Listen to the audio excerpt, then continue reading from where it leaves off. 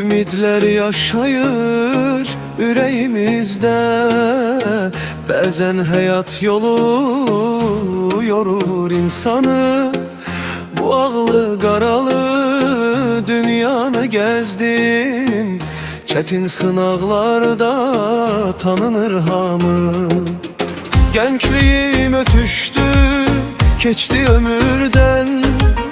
Çağladı könlümün ilk hatiresi. Dağlar əzəmətli, dağlar qürurlu. Geldi kulağıma atamın sesi. El ele bağlıdır, yol yola bağlı. Halallıq yaşayır yüreğimizde.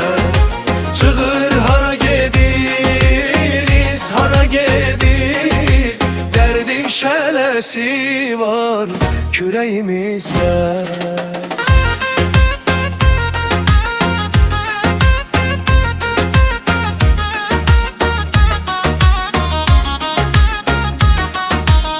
Sığışmır kağıza ne de kitaba.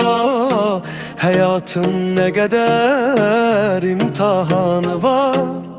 Şirinlik getirir sevince geme. Kalbini Allah'a bağışlayanlar. Ruslanın vətəndi, dövləti varı. Gör neler yaşadı bu hayatta biz. Dostlar gel koruyak bu yadigarı. Hayata örnektir emellerimiz. El ele bağlıdır, yol yola bağlı.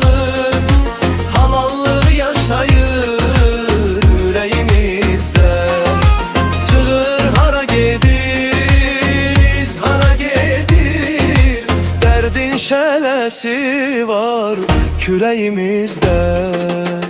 Dostlar gel koruyak bu yadigarı. Hayata örnektir emellerimiz. Dostlar gel koruyak bu yadigarı. Hayata örnektir emellerimiz.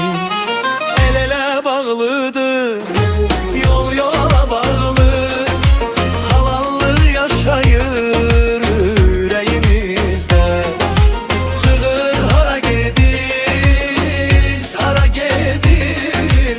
Derdin şəlesi var küreğimizde.